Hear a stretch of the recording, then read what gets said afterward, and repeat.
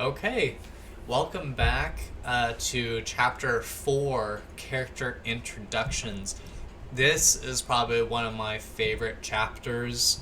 If you don't remember, that Chapter 3 kind of ended with Grimm coming to the conclusion that there was some sort of ash demon that had come through somewhere, not that he knows where yet, but there's some ash demon that is terrorizing the fronts of the mansion. Specifically, it's actually in the courtyard. He is in front of the massive doors, but there's actually two staircases that lead up to a platform that lead to the doorway of the mansion.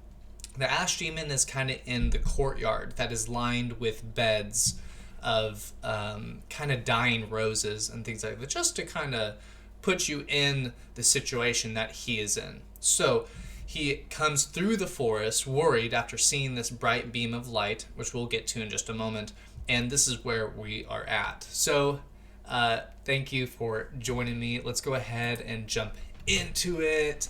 Chapter 4, Cinis and Cinere. And again, they are Latin. If you want to find like a translation for that, I'm going to leave that up to anyone that kind of wants to look that up themselves. I'm your author and host today, Connor Barbe, and let's jump into it. So Grimm finds a wand in Chapter 3. If you don't remember, he wrapped up in a magical rat leather to kind of keep these auric flames from bursting from the artifact. So Grimm fought a Nagari shaman while he was down there. Why he was down there, the Nagari shaman don't know. We don't know that yet, right? And he leaves it in pieces, which was a pretty epic fight. I thought it was really cool. Grimm left an after image for his final blow against the Nagari shaman. Pretty wicked, if you ask me. While holding the wand, he heard voices and felt his vitality in a state he's never felt before. So when he grabbed it, it burst with these auric flames, and he started feeling this vitality. He said that there was this veil that felt like was being lifted from him, and that's when he quickly wrapped it up. All right, and again, just to reiterate, in Chapter 3, he saw this red beam of light burst into the air, and for the ones that remember from Chapter 2, Jim had made a portal, and when she went through it, there was this time differential, and right when she went through it, something came through as this really well illustrated ash demon. I love it. It looks very cool. Love it. I make all these images on an AI generator myself, so just to make sure that I'm looking for someone to do some character design. So if you are into doing that, let me know. But anyways, this ash demon reveals itself in front of the mansion that he, in the timeline here, he is just seeing this when he defeated that Nagari shaman. So just to kind of put you in the timeline here to match up with it. So technically, Jem is still in the portal while this is going down.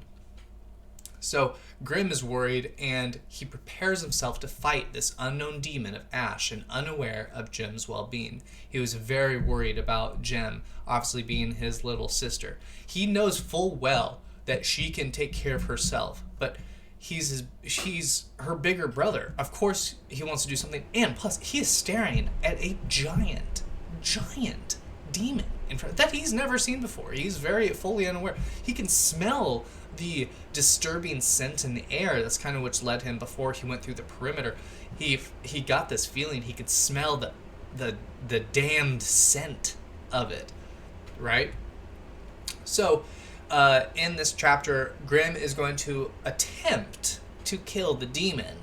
Now, during this epic battle, he uses a lot of his sigil work. I really wanted to be prolific about Grimm's ability to not only be we learned that he is critical. He takes every single critical chance in battle that he possibly can. He doesn't wait for anything. He doesn't talk.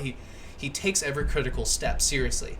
While doing all of this, he is capable of summoning and drawing sigils and casting spells, all while focusing on his opponent, which I wanted to kind of show in these illustrations. He leaves one of his tactics is that he will not in a banter to distract, but he'll in some ways distract an opponent while also leaving sigils behind, either to activate later or during. So I kind of wanted to show what that might look like. I thought it looks really cool, especially with Grim in his armor and with the sigil in his hand. Super cool. Super cool. And I wanted to introduce Alita. So Alita is going to be a new character introduced in this chapter. She's a golem that was created from the artifact, the wand, that Grim had found in that ominous cave. Now, the way that Jim created her was through this magical clay, and which we'll get to in the audiobook, but not to get too much into it, but this clay was kind of soaked in this aura left next to a font on purpose for making artifacts and golems that she makes. She wanted to do something specific for Grim, and this is more of a protector. If you could imagine, she is the holy protector of Grim. Her whole raison d'etre is to protect Grim at all costs, and even if it costs her life. Now, I love this. So, the way that Jem had made her, that she cast this bust of a golem, purposely keeping in mind that she wanted the golem, or Alita, to go through a forms of transformation later on in the book. So, what she wields is this huge tower shield, as you can see in the awesome. I love the illustration. The white braids. She has these bandages that cover her eyes completely.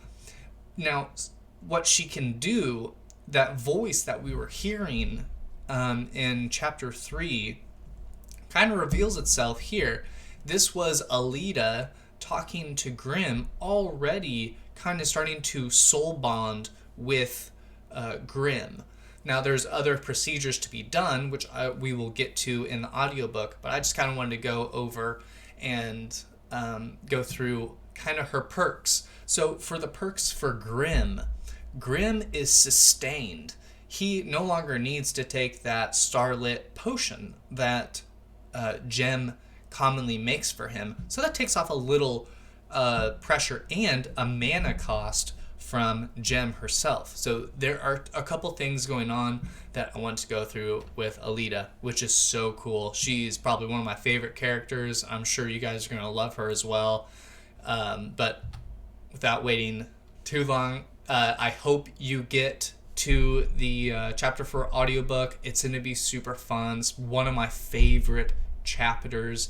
If you are into fight scenes, you're going to love this scene between Grim and the Ash Demon and how the outcome is performed. So if you could, it helps me a ton. If you guys just leave a like, a comment, hit the subscribe button, and the all notifications, that would be wonderful. Well, again, appreciate it, and I will catch you in the audiobook for chapter 4.